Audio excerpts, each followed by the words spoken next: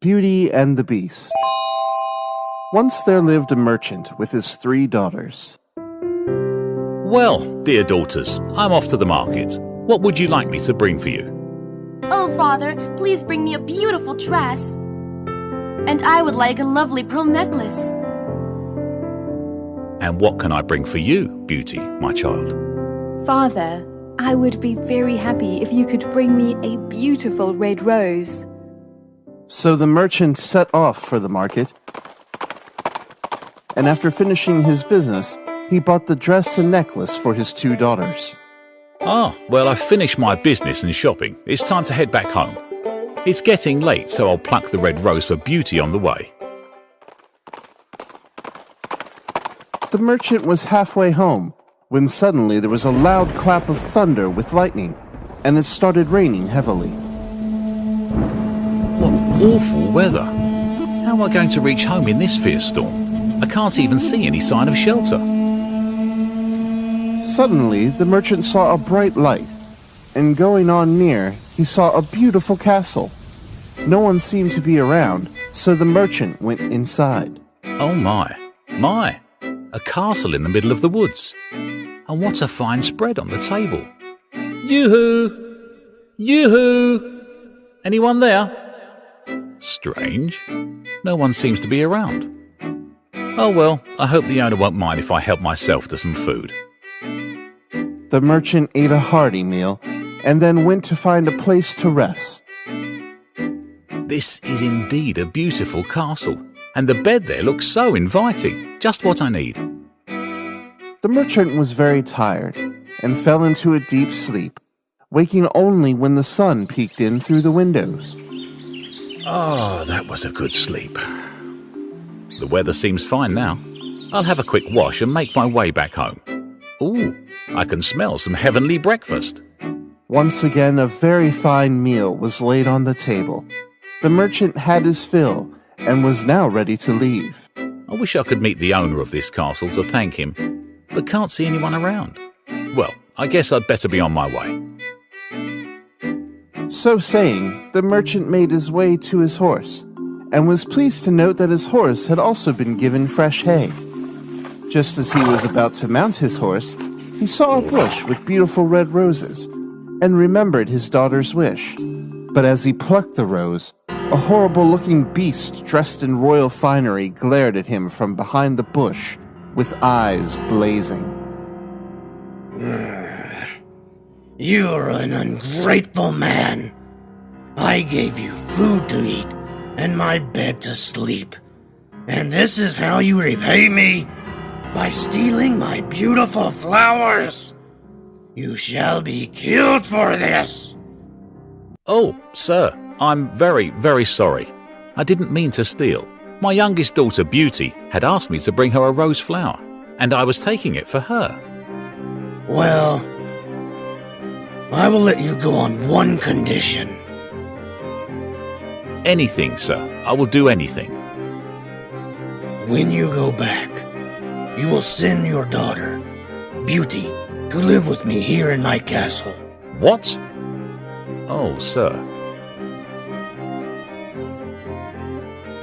You can leave only if you agree to my condition. The merchant had no choice but to agree to the beast's condition. With a heavy heart, he left the beast's castle and returned home. Oh, Father, I love this dress. I can't wait to try it on. This pearl necklace is just beautiful. I'm sure my friends will be so envious. Thank you for this beautiful rose, Father. But why do I get the feeling that something is worrying you? Oh, my dear Beauty. Unlike your sisters, you know me so well. I really don't know how to tell you. You can tell me anything, Father. I just don't want to see you troubled like this. The merchant then told Beauty all that had happened, and the promise he had made to the beast. My dear, I don't want you worrying your pretty head about it. I'll figure something out. No, Father. You have given your word. It is because of my rose that this happened, so I will go to the beast. With a heavy heart, the merchant went out and left his precious daughter at the beast's castle. Beauty was at first terrified on seeing the beast, but the beast was so gentle and kind to her that slowly Beauty lost her fear of him. The beast is very ugly, in fact, quite frightening to look at. But he has treated me so well. He is indeed a noble soul. So life went on. Beauty spent her days in the beautiful gardens of the palace, and the evenings she would sit in front of the fireplace doing embroidery. The beast sat near her, happy just observing her. However, one day things changed. Beauty, I've been wanting to ask you something for a very long time. Will you be my bride? Beauty was shocked. She had got used to the beast around her, but marriage? She could not even think of marrying such an ugly creature. I do like you a lot, sir, but the thought of marriage has never entered my head. It's all right. I'm not offended by your answer. No more was said, and life continued as usual. However, the beast understood that Beauty was missing her family, and one day he gave her a magic mirror. My dear, I know you are missing your father and sisters. Come, have a look in this mirror. Beauty could not believe her eyes. There in the mirror she could see her father and sisters so clearly, though they were so far away. Oh, sir, you are too kind. I don't know how to thank you. One day, when Beauty went to the magic mirror, she was shocked to see her father ill and in bed. She ran up to the beast. Sir, I just saw my father in the magic mirror. He is ill and remembering me.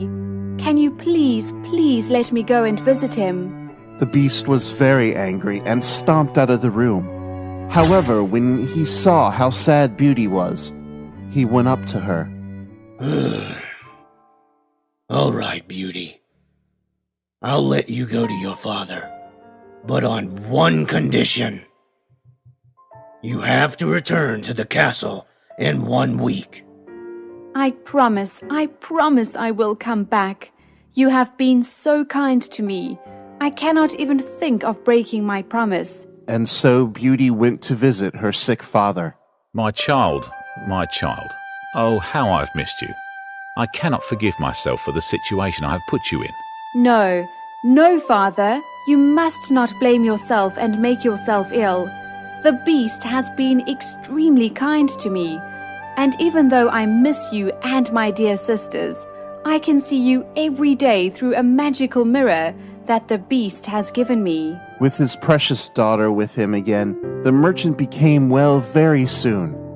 Beauty was so happy to be with her family again, and she completely forgot about the promise she had made to the beast. And one night, she had a horrible dream. She saw the beast calling out her name. He seemed to be in a lot of pain and was begging Beauty to return to him. Oh, how could I have forgotten the promise I made to the beast? He has been so good to me, looked after me so well. I have been so happy with my own family that I completely forgot about him. Beauty rushed to her father's room. Father! What's the matter, my child? What's happened? Are you not well? I must leave immediately, father. I saw the beast in my dream. He was pleading with me to return and seemed to be in a lot of pain. I must hurry, father. If anything happens to the beast, I shall never be able to forgive myself. Yes, dear, you must go back. But why don't you wait until morning? No, father. I must not delay for a minute. The beast needs me, and I must go to him immediately. So saying, Beauty quickly got ready and ran to her horse, and was soon on her way to the beast's castle. When she reached, she could not see the beast anywhere. I hope I am not late. I couldn't bear it if anything happened to the beast. After being away from him, I now realize how good he was. Oh, where do I look for him? Suddenly, Beauty heard a groaning sound from the garden. Well, She ran there, and among his beautiful rose bushes lay the beast. She then sat down near the beast, and tears started flowing down her cheeks. I am so sorry that I broke my promise. I didn't mean to. I really didn't. Please, don't leave me. I want to marry you. I really do. Suddenly, a miracle happened before Beauty's astonished eyes. As soon as she uttered the words, the beast began to transform into a handsome young man. What is happening? Who are you? Beauty, I am actually a prince. The prince of this castle. An evil witch had cast a spell on me. She changed me into this beast that you saw me as. Only if someone agreed to marry me the way that I was, would the spell be broken. I fell in love with you as soon as I saw you, and I now know that you are a lovely person also. I was afraid to let you go in case you did not come back. Beauty, will you marry me? I feel I am in a dream. Is this really happening? This is no dream, my darling. I am a prince. And now you are going to become my beloved princess. Come, let's go and tell your father. I am sure he was very sad that you had to stay here. But now when he knows the truth, he would no doubt be very happy for us. Beauty and her prince led a long, happy, and loving life.